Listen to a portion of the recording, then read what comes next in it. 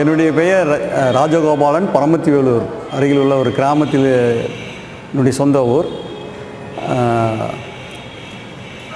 நான் பாட்டி சித்தரை சந்தித்தது 2012 இருக்கும். 12 ஒரு 6-7 வருடங்கள் முன்னால் சந்தித்தேன். அவங்களுடைய சந்திப்பு எப்படி நடைபெற்றதுன்னா, நம்மளுடைய நண்பர் ஜானி தேசின்ட்டு சென்னையில் ஒரு மியூசிக் டைரக்டராக இருக்கார். அவர் தான் சொல்லிக்கிட்டே இருந்தார், இங்கே இருக்காருங்க, நீங்கள் வாங்க பார்க்கலாம், பெரிய சக்தி நிலையில் ரொம்ப உயர்ந்த நிலையில் இருக்காங்க, அவங்க சந்திச்சிங்கன்னா உங்களுக்கு நல்லது அப்படின்னு சொன்னார். சரிட்டு ஒரு நாள் நான் அவரை கூட்டிகிட்டு தான் போனோம்.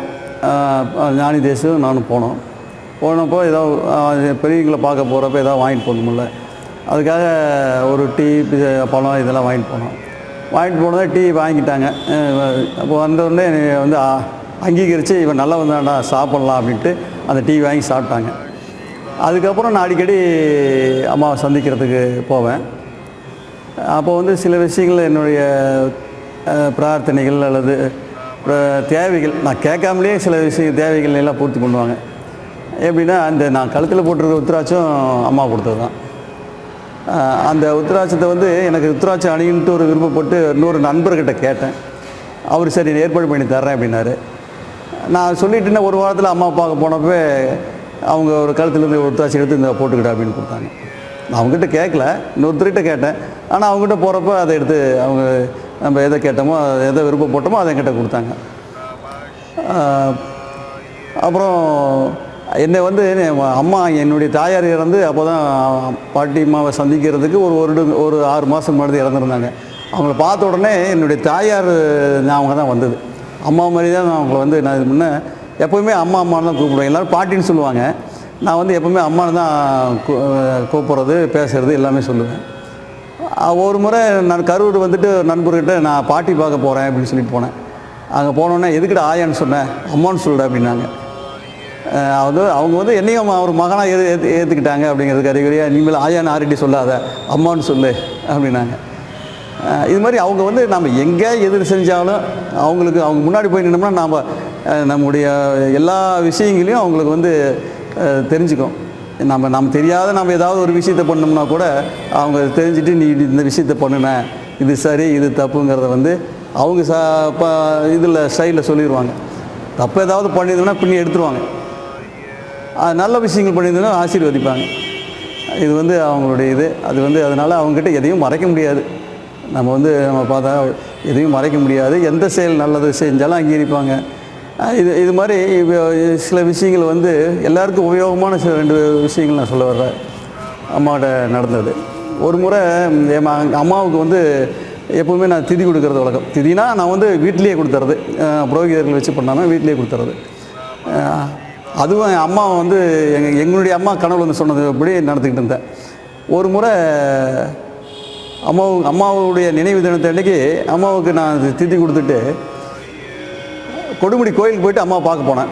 அப்போ என்ன சொன்னாங்க, நான் போய் உடனே சொன்னாங்க, பையன் கொடுத்த சாப்பாட்டை சாப்பிட்டு என்கிட்ட அழுகுறாடா அவங்க அம்மா அப்படின்னு. பையன் அதுக்கு அவங்க என்ன சொன்னாங்கன்னா, பையன் கொடுத்த சோத்தை தின்னுட்டு என்கிட்ட என் பையனை எதுவாக இருந்தாலும் காப்பாற்றிக்கின்னு அழுகுறா அப்படின்னாங்க. அதாவது எனக்கு எப்படின்னா, இந்த திதி கொடுக்கறது இதில் சில பேருக்கு நம்பிக்கை இல்லாமல் இருக்கலாம், முன்னோர்களுக்கு பித்ருகளுக்கு கொடுக்கறது. ஆனால் அவங்க கண்கூடாக அது ஒரு எவிடென்ஸாக நான் நினைக்கிறேன். ஏன்னா நான் திதி கொடுத்துட்டு போனதை அம்மா அது இப்படி சொல்கிறாங்க. அவங்களுக்கு முன்னோர்களுக்கு சென்றடையுது அப்படிங்கிறது ஒரு விஷயம் அதில் தெரியுது. அந்த முன்னோர்கள் சென்றடைஞ்சது அவங்க தெய்வங்கள்கிட்ட வேண்டுதல் வைக்கிறாங்க. இப்போ நம்ம வாரிசுகளுக்கு நல்லா இருக்கணும், குழந்தைகள் நல்லா இருக்கணுங்கிறத நம்ம பெரியவங்களுக்கு செய்கிற அந்த திதி போய் சென்றடையதும் இல்லாமல் அவங்க நமக்கு உதவி புரியுறாங்க சூட்சமாக அப்படிங்கிறத 2 விஷயங்கள் பாட்டிமா அன்னைக்கு உணர்த்தினாங்க. அப்புறம் இன்னொரு ஆன்மீக ரீதியாக பார்த்திங்கனாலும் சரி, உடல் ரீதியாக பார்த்திங்கனாலும் நமக்கு ஏதாவது ஒரு உடல் தொந்தரவுகள் இருந்ததுன்னா அங்கே போனோம்னா எதை செய்யும்பாங்க. இப்போ எனக்கு ஒரு டைம் முத்திரையெல்லாம் சொல்லுவாங்க. உடல் சூடாக இருந்ததுன்னா அதுக்கு ஒரு முத்திரை காட்டி இதை சைடு அப்படிம்பாங்க. இப்படி அது மாதிரியான விஷயங்களையும் சொல்லுவாங்க. நண்பர் பாலுவும் ஒரு டைம் கூப்பிட்டு போயிருந்தேன். அவங்களுக்கு சளி இருந்தது. அப்போ சளி இருந்ததுன்னா அவங்க என்ன பண்ணாங்க, கருவாடு சாப்பிடு போய் அப்படின்னு இருக்காங்க. இவர் சைவம், அவர் சைவங்கிறதுனால அவர் சாப்பிடல. மறுபடியும் 2வது டைம் அவரை கூப்பிட்டு போகிறப்ப எங்கிட்ட கமெண்ட் பண்ணாங்க, நான் கருவாடு சாப்பிட சொல்கிறேன், இவர் சாப்பிட மாட்டேங்கிறானா அப்படின்னு. உரிமையோடு சொல்லுவாங்க. அப்புறம் ரெண்டாவது அவங்களுக்கு வந்து இந்த சித்தர்கள் மகான்களுக்கு வந்து எப்போயும் நம்ம அறிஞ்சது தான், இந்த பணங்கிறது அவங்களுக்கு வந்து தேவையற்ற ஒன்று. பணத்தை பற்றியோ பொருளை பற்றியோ அவங்க தன்னுடைய புகழை பற்றியோ தன்னை வெளிப்படுத்திக்கணும் நல்லா இருக்கும் அது மாதிரியான எந்த சிந்தனைகளும் அவங்ககிட்ட இருக்காது. அவங்க வந்து குழந்தை மாதிரி அவங்களுடைய உணர்வுகளை வெளிப்படுத்திக்கிட்டே இருப்பாங்களே தவிர மற்றபடி எந்த எதிர்பார்ப்பும் யார்கிட்டையும் எது இருக்காது. நல்லவங்களை பிடிக்கும், கெட்டவங்கள தீட்டுவாங்க. இதுதான் அவங்களுடைய பண்பு. அப்புறம் அது மாதிரி சில உடல் ரீதியான சில விஷயங்கள் சொல்லுவாங்க. அப்புறம் ஆன்மீக ரீதியாக பார்த்திங்கன்னா, நான் கணக்கம்பட்டி சாமிகிட்ட போனப்போ அவர் வந்து ஏக இறைவனை தியானம் பண்ணுன்னு சொன்னார். அது பண்ணுறப்ப எனக்கு அது ஒரு சில டைம் வந்து அந்த எந்த சிந்தனை இல்லாமல் அந்த இறை சிந்தனை மட்டும் இருக்கிற நிலைகள் வாச்சுது. அப்போ வந்து அந்த தியானம் பண்ணிகிட்டு இருக்கப்போ அவன் அம்மாட்ட போனேன். டேய் நல்லா தான் பண்ணுறேன், அப்பனை பார்த்துட்டியாடா அப்படின்னாங்க. அப்படி பார்த்துட்டு கன்னத்தில் தடவி கொடுத்து போய் மறுபடியும் அப்பனை பாடுறா அப்படின்னாங்க. இது மாதிரி அப்புறம் சொல்லுவாங்க, என் அப்பா யாருன்னு தெரியுமா அப்படின்னாங்க. ஒரு டைமு யாருமா அப்படின்னு, சோத்துக்கு மனுஷன் தான்டா, அவன் தான்டா எங்கள் அப்பா அப்படின்னாங்க. உங்கள் பாடுறா அப்படின்னாங்க. எனக்கு எல்லாமே எல்லாத்துக்கும் ஒரே அப்பம் தானம்மா, என்ன பிரித்து பேசுகிறேன். ஆமாடா சிரிச்சுக்கிட்டு ஆமாம் எல்லாத்துக்கும் ஒரே அப்பம் தான் அப்படின்னாங்க. அப்புறம் இது மாதிரி இந்த அம்மாவுடைய இது மூலமாக அந்த பித்திருக்களுக்கு திதி கொடுக்கறது வந்து அவர்களுக்கு சேருது, அவர்கள் நமக்கு ஆசீர்வதிக்கிறாங்க, தெய்வங்களுக்கு முறையிடுறாங்க அப்படிங்கிறத ஒரு விஷயம் உணர்த்தினாங்க. அப்புறம் ஆன்மீக ரீதியாக நம்ம என்ன இருக்கணும் அப்படிங்கிறத வந்து எப்படி செய்கிறதுங்கிறது, அது கன்னி பண்ணுறதோ அல்லது அதை நிறுத்திக்கிறதா எதுனா அதையும் செய்வாங்க. இதே மாதிரி எனக்கு சில அனுபவங்கள் ஏற்பட்டது. எப்படின்னா, என்னுடைய சூட்சும சரீரம் இருக்குது பார்த்தீங்களா, அது வெளியில் போக ஆரம்பிச்சிருச்சு. ஒரு 3 டைம் நடந்தது. ஒன்று தூக்கத்தில் ஒரு 2 டைம் நடந்தது, ஒன்று கான்சியஸாக இருக்க போய் நடந்தது. அந்த கான்சியஸாக நடந்ததுன்னா எனக்கு தெரியாமல் நடந்திருக்கு. நான் ஒரு மோகனூரில் காளியம்மன் கோயில் இருக்கப்போ தோட்டத்தில் என்னை பார்த்துருக்குறாங்க. நான் அதாவது இந்த மடைப்பை இப்போ கழட்டிட்டு போகிறத வரணும், தண்ணி பாய்க்கிறாள், என்னங்க வந்துட்டு இப்போ மடை கழட்டிட்டு போகிறீங்களே அப்படின்னு ஃபோன் பண்ணலாம். நான் அங்கே இல்லையே, நான் மோகனூரில் இருக்கிறேன் அப்படின்னா. இல்லைங்க நீங்கள் வந்து பாருங்கள், நீ வந்து போனதான் இன்னொருத்தர் சொன்னா அப்படின்ட்டு 2 பேர் சொன்னாங்க. அதே மாதிரி எனக்கு அங்கே இருக்கிறப்ப எப்போ அங்கே வர முடியும்னு எனக்கு சந்தேகத்தில் அப்படி இருந்தப்போ யானி தேஸ் வந்தார். அவரோட கூட்டிக்கிட்டு பாட்டிமா பார்க்க போனோம். இப்படி சொன்னேன், இப்படி 2 பேர் சொல்கிறாங்க, எனக்கு துவக்கத்துலேயும் எங்கேயோ போகிற மாதிரியான ஒரு அனுபவங்கள் ஏற்பட்டது. இவங்க நேரில் சொல்கிறாங்க, என்னென்னு தெரியலையே அப்படின்ட்டு பாட்டிமாட்ட போய் பார்க்கலாம், அம்மாட்ட போய் பார்த்துட்டு வரலாம் அப்படின்ட்டு போனோம். போய் உட்காந்த உடனே சொன்னாங்க, இவன் கூடு போயிடறான்டா, இது நல்லது இல்லை எப்படி சொன்னாங்க. கூடு போயிடறானா, அவர் ஜானிக்கிட்ட, இவன் கூடு போயிடறானா, இது நல்லது இல்லை, இவனை இறக்கி விட்டுறேன், உச்சத்தில் வந்துட்டு அழுதுகிட்டு இருக்கான், இறக்கி விட்றேன் அப்படின்ட்டு சொன்னாங்க, ஒரு ஆசீர்வாதம் பண்ணாங்க. அதுலேருந்து அந்த அனுபவங்கள் எனக்கு ஏற்படலை. அந்த அனுபவங்கள் வந்து எனக்கு வந்து அது ஏதோ ஒரு உகந்ததாக இல்லாமல் இருக்கலாம், என்னுடைய உடலுக்கு வந்து தாங்கக்கூடியது இல்லாமல் இருக்கலாம், ஏதோ ஒரு வகையில் எனக்கு வந்து கெடுதலாக இருந்திருக்கலாம். அதனால் வந்து இது வந்து சரிப்படாது, இவனை இறக்கி விட்றேன், அப்படி உச்சத்தில் வந்துட்டு இருக்கான், அழுதுகிட்டு இருக்கான், அவனை இறக்கி விட்டுருன்னா அவங்க பரிபாஷையில் பேசணும் சொன்னாங்க. அதுக்கப்புறம் அந்த அனுபவங்கள் இது வரைக்கும் எனக்கு ஏற்படலை. நீங்கள் வாசியோகம் ஏதாவது பண்ணீங்க? இல்லை, வாசியோகத்துக்கு உங்களுக்கு சம்மந்தமே இல்லை. நீங்கள் அந்த மாதிரி யோகம் தியானம் பண்ணியிருக்கேன், பட்டு வாசி யோகம் பண்ணதில்லை. வாசியோகம் பண்ணாமலே உங்களுக்கு கூடு பயனுங்கிற ஒரு எண்ணங்கள் நடந்துருக்கு. அது ஏன்னா அது நடந்து கூட நம்ப மாட்டானே.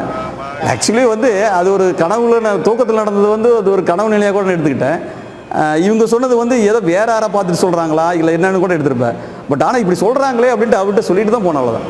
போனோடனே அவங்க என்ன பண்ணாங்க, இது நீ வந்து என்ன பண்ணாங்க, அவங்ககிட்ட இதை பற்றி கேட்கவும் இல்லை, அம்மாட்ட எதுவும் கேட்கல. நீ கூடுகிட்டு போயிடறான்டாவன், இது அவனுக்கு நல்லது இல்லை அப்படின்னு சொன்னாங்க. அதனால தான் அதை வந்து ஆமாம் நடந்திருக்கு, அப்படி நடந்த விஷயம் அப்படிங்கிறத நான் கன்ஃபார்ம் பண்ணிட்டேன். இல்லைன்னா கூட நான் வந்து கற்பனையாக கூட இருந்திருக்கலாம் அப்படின்ட்டு கூட நான் எடுத்திருப்பேன். அவங்க சொன்னதுனால வந்து அது உறுதிப்படுத்தப்பட்டது இந்த விஷயம். வேறு வந்து பார்த்திங்கன்னா, ஒரு முறை என்ன பண்ணாங்க, ஒரு முடி எடுத்து நான் இப்படி உட்காந்துருந்தேன், கை இப்படி வச்சு இப்படி உட்காந்துருந்தேன், முடி எடுத்து இப்படின்னு ஊதுனாங்க, கரெக்டாக உள்ள கையிலே வந்து விழுந்து நான் பாக்கெட்டில் எடுத்து வச்சுட்டு நான் சரி வீட்டுக்கு போகலாம் அப்படின்ட்டு போகிறப்ப இந்த கடையில் போய் கொஞ்சம் சில பொருள் வாங்கினேன். நான் அது என்னென்னா தனியாக பேக் பண்ணி வைக்காமல் விட்டுட்டேன். அது எப்படி மிஸ் ஆகிடுச்சு. அடுத்த டைம் போகிறப்போ கண்டபடி முடிச்சு திட்டினாங்க. ஏன்னா ஒரு மசரை வச்சு காப்பாற்ற முடியல உன்னால், நீ என்னடா ஒரு ஆம்பளையாடா, அதை போய் 2000 ரூபாய்க்கு விற்று விட்டு போயிட்டியா நீ உருப்படவே மாட்டேடா, உனக்கு என்னத்தை கொடுத்தாலும் முழுங்கிட்டே இருக்கிற, சாப்பிட்டுட்டே இருக்கிற, எவ்வளோ காசு கொடுத்தாலும் நீ சாப்பிட்டுட்டே இருக்கிற, ஜீரணம் பண்ணிகிட்டே இருக்கிறியே தவிர வச்சு பிழைக்க தெரியாதா உனக்கு அப்படின்னு திட்டினாங்க. அது மிஸ் ஆனது. அப்புறம் என்னாச்சுன்னா அவங்களே ஒரு கொஞ்ச நாள் கழுது அப்புறம் எங்கேயோ இருந்து வெத்தலை பாக்கு கொண்டு எடுத்தாங்க. அதில் 4 முடி இருந்தது. வெத்தலை பாக்கில் வச்சு மூடி கொடுத்தாங்க மறுபடியும். சரி நான் என்ன பண்ணிவிட்டேன், அது எப்படி வச்சாலும் மிஸ் ஆகிடுச்சு என்ன பண்ணுறது, அப்படியே முழுங்கிட்டேன். வெத்தலை பாக்கோட கொடுத்துருக்காங்க அப்படின்ட்டு அதை சாப்பிட்டேன்.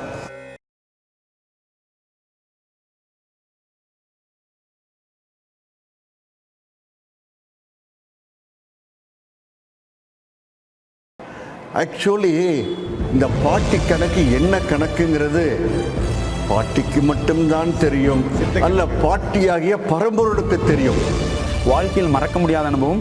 இன்றளவும் அந்த சாலையோரத்தில் நான் கடக்கும் பொழுதெல்லாம் பாட்டியை சாஷ்டாங்க நமஸ்காரம் செய்து என் வாழ்க்கையில் நான் யார் என்கிற அந்த கேள்விக்கான பதிலையும் அதற்கான தூண்டுகோலாக அமைந்த அந்த இடத்தை வந்து தொட்டு வணங்கிட்டு போயிட்டு இருக்கு. இன்னைக்கும் எனக்கு குழந்தை வேணும், உன்னை அதுக்காக தான் நான் பார்க்க வந்திருக்கிறேன் அப்படிங்கிற அந்த ஒரே ஒரு ஒற்றை வார்த்தையில் நான் உட்காந்துருந்தேன். நான் வந்து மண்ணை திங்கிறவன், நீ ரொம்ப பேராசைப்படுறடா அப்படின்னாங்க. கரெக்டாக நான் கரூர் டச் ஆகிறேன். டச் ஆகும்போது எனக்கு ஒரு ஃபோன் கால் வருது. மேடம் நீங்கள் ஆஃபீஸ் கேட்டிருந்தீங்கல்ல, அது உங்களுக்கு வந்து ஓகேவாயிடுச்சு, உங்களுக்கு ஆஃபீஸ் வந்து ரெடியாக இருக்குது, நீங்கள் வந்து ஆஃபீஸ் பார்த்துட்டிங்கன்னா அட்வான்ஸ் போட்டுடலான்ட்டாங்க. இந்த பதிவு உங்களுக்கு பிடிச்சிருந்ததுன்னா லைக் பண்ணி ஷேர் பண்ணுங்க, மறக்காம சப்ஸ்கிரைப் பண்ணிடுங்க. மீண்டும் உங்களை சந்திக்கும் வரை அன்புடன் குன்னு. வணக்கம்.